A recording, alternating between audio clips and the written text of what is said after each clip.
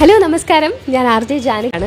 ഞാനിപ്പോൾ നിൽക്കുന്നത് നമ്മുടെ വെസ്റ്റ് ഫോർട്ടുള്ള സുനിൽസ് വാക്സ് മ്യൂസിയത്തിൻ്റെ ഫ്രണ്ടിലാണ്. ശരിക്കും പറയാമല്ലോ, ഞാൻ ഒരു വട്ടം ഒന്ന് കറങ്ങി കണ്ടു, ഞെട്ടിച്ച് കളഞ്ഞു കേട്ടോ. നമുക്ക് കാണണ്ടേ? വാ. ഗാന്ധിജിയുടെ വാക്സ് സ്റ്റാച്യു ആണ്. ശരിക്കും ഇത് കാണുമ്പോൾ തന്നെ നമ്മൾ ഞെട്ടിപ്പോവും അല്ലേ? ആ ഒരു ഒറിജിനാലിറ്റി ഫീൽ അതേപോലെ കാണുന്നുണ്ട്. പിന്നെ അതേപോലെ ഒരു നാച്ചുറൽ ഫീല് തോന്നാനും ആ ഒരു ലൈവ്ലി ഫീല് തോന്നാനും സൈഡിൽ നമുക്ക് പിക്ചേഴ്സൊക്കെ വെച്ചിട്ട് നല്ല രീതിയിൽ ഡെക്കറേറ്റ് ചെയ്തിട്ടുണ്ട്. അതാണ് ഇതിൻ്റെ ഒരു ആഡഡ് അഡ്വാൻറ്റേജ് എന്ന് പറയുന്നത്.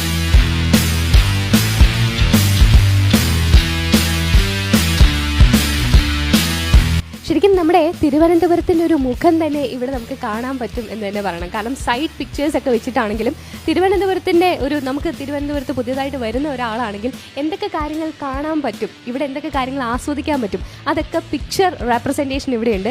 അതിനൊപ്പം തന്നെ നമുക്ക് നല്ല ഭംഗിയായിട്ട് അന്ന ഹസേരയുടെ നല്ലൊരു വാക്സ് പ്രതിമയാണ് നേരെ ഫ്രണ്ടിൽ കാണാൻ പറ്റണം. ഇവിടെ ഉള്ളത് നമ്മുടെ സ്വന്തം ചാച്ചാജി ജവഹർലാൽ നെഹ്റുവിൻ്റെ ലൈവ് ആയിട്ടുള്ള, ശരിക്കും ആള് ഫ്രണ്ടിൽ വന്ന് നിൽക്കുന്നു എന്നൊക്കെ നമുക്ക് തോന്നും. അതേപോലെ അത്രയും പെർഫെക്ഷൻ ആണ് കേട്ടോ. ഇവിടെ ഇത് ശരിക്കും ഒരാൾ ഒറിജിനലി കിടക്കുന്ന പോലെ തോന്നില്ലേ? നമ്മുടെ സ്വന്തം സായിബാബയാണ്. ആളുടെ ഈ ഒരു നേരിട്ട് വന്ന് നമ്മൾ കാണുമ്പോഴേ മനസ്സിലാവുള്ളൂ. കൈകൾക്കാണെങ്കിലും കാലുകൾക്കാണെങ്കിലും ഒക്കെ ഒരു ജീവനുള്ള പോലൊരു എക്സ്പീരിയൻസ് നമുക്ക് തോന്നുന്നുണ്ട് കേട്ടോ. ബോൺ ആക്ടർ പ്രകാശ് രാജിൻ്റെ വാക്സ് സ്റ്റാച്യു ആണ് കേട്ടോ ഇത്. ഇന്ദിരാഗാന്ധിയുടെ, രാജീവ് ഗാന്ധിയുടെ, രവീന്ദ്രനാഥ് ടാഗോറിൻ്റെ ഒക്കെ ഒരു വാക്സ് പ്രതിമകൾ ആ ഒരു ഒറിജിനൽ മനുഷ്യൻ്റെ ലൈവ്ലി ഫീല് കൊണ്ടുവരുന്ന രീതിയിലാണ് ചെയ്തിരിക്കുന്നത്.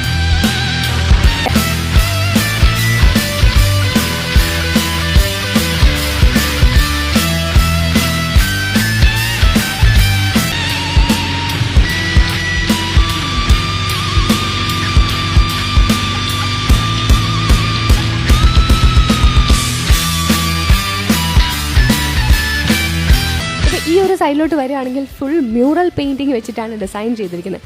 ഓരോന്നിനും അതിൻ്റേതായ യുണീക്ക് സ്റ്റൈൽ. ഒരു റൂമിൽ നിന്ന് അടുത്ത റൂമിലോട്ട് വരുമ്പോഴത്തേക്ക് ആ ഒരു നേച്ചറും സ്റ്റൈലും ഒക്കെ മാറ്റിയെടുത്തിട്ടുണ്ട്.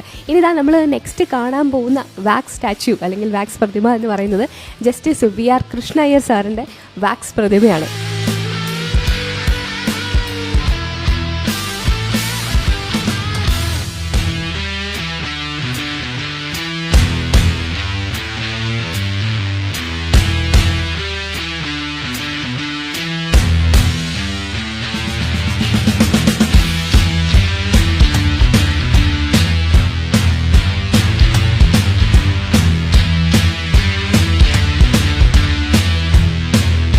സൈഡ് നോക്കുകയാണെങ്കിൽ നമ്മുടെ സ്വന്തം ലാലേട്ടൻ, ഈ ഒരു സൈഡ് നോക്കുകയാണെങ്കിൽ നമ്മുടെ തമിഴ് കിങ് രജനികാന്ത്.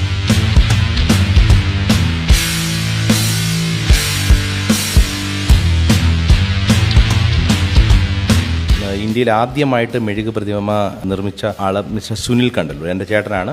ഞാൻ അഡ്വക്കേറ്റ് സുഭാഷ്. യഥാർത്ഥത്തിൽ ഞങ്ങൾ കേരളം വിട്ടതാണ്. 15 വർഷം മുമ്പ് വിട്ടതാണ്. കേരളത്തിലൊരു പ്രോജക്റ്റ് ചെയ്യാമെന്ന് ഞങ്ങൾക്ക് ഒരു പ്രതീക്ഷയില്ലായിരുന്നു. വടക്കേ ഇന്ത്യയിലുള്ള ആൾക്കാർ നമ്മളെ സഹായിക്കുന്നു, പ്രത്യേകിച്ച് ആർട്ടിസ്റ്റുകളെ പ്രോത്സാഹിപ്പിക്കുന്ന പോലെ മലയാളികൾ പ്രോത്സാഹിപ്പിക്കുന്നില്ല എന്നുള്ള ഒരു ധാരണ ഞങ്ങൾക്കുണ്ട്. അത് ഞങ്ങളുടെ അനുഭവത്തിലും കറക്റ്റാണ്. കവടിയാർ കൊട്ടാരത്തിലെ ആദിത്യ വർമ്മ അദ്ദേഹം ഞങ്ങളുടെ മ്യൂസിയത്തിൽ വരികയും ലോണാവല മ്യൂസിയത്തിൽ വരികയും എന്നിട്ട് ഞങ്ങൾക്ക് തിരുവനന്തപുരത്ത് ഒരു മ്യൂസിയം തുടങ്ങാനുള്ള ഒരു ഓഫർ തരികയും ചെയ്തു. പക്ഷേ പല കാരണങ്ങൾ കൊണ്ട് ഈ പ്രോജക്റ്റ് 3 വർഷം നീണ്ടുപോയി.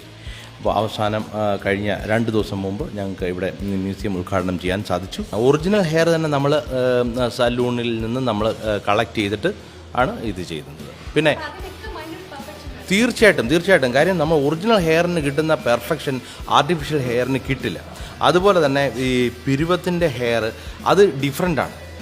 ആ ഡിഫറെൻ്റ് ആയിട്ടുള്ള ഹെയർ നമ്മൾ പിരുവം തന്നെയാണ് കളക്ട് ചെയ്ത് ഫിക്സ് ചെയ്യുന്നത്. മീശയ്ക്ക് മീശയുടെ രോമം തന്നെയാണ് ഫിറ്റ് ചെയ്യുന്നത്. അതുപോലെ ദീക്ഷയ്ക്ക് അതേ രോമം തന്നെയാണ് കളക്ട് ചെയ്ത് എടുക്കുന്നത്.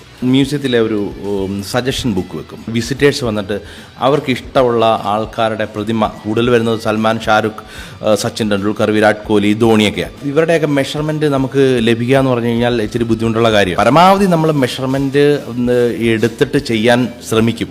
ആദ്യം ഒരു പ്രതിമ ഉണ്ടാക്കുമ്പോൾ ആദ്യം മെഷർമെൻറ്റ് എടുക്കുക എന്നുള്ളതാണ് അതിൻ്റെ പ്രാഥമികമായിട്ടുള്ള കാര്യം. മെഷർമെൻറ്റ് എടുത്തു കഴിഞ്ഞാൽ വളരെ പെർഫെക്റ്റ് ആയിട്ട് മോഡൽ നമുക്ക് ചെയ്യാൻ പറ്റും. ഇദ്ദേഹമാണ് സുനിൽ കണ്ടല്ലൂർ എന്ന് പറയുന്ന ദ ഗ്രേറ്റ് ആർട്ടിസ്റ്റ് എന്ന് തന്നെ പറയാം.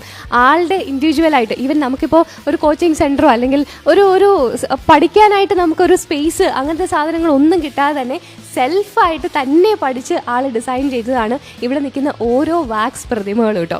ശരിക്കും അതൊക്കെയാണ് നമ്മൾ ആ ഒരു ഇൻബോൺ ടാലന്റ് എന്നൊക്കെ പറയില്ലേ. ആള് മെഷർമെന്റ് എടുക്കുന്ന ഫോട്ടോസ് ഇവിടെ ഈ ഒരു വാക്സ് മ്യൂസിയത്തിൽ ഉടനീളം നമ്മളിങ്ങനെ നടക്കുന്ന വഴികളിലൊക്കെ നമുക്ക് കാണാം. അപ്പോൾ ഡെഫിനറ്റ് ആയിട്ടും വെസ്റ്റ് ഫോർട്ടിലുള്ള ഈ ഒരു വാക്സ് മ്യൂസിയം വിസിറ്റ് ചെയ്യുക.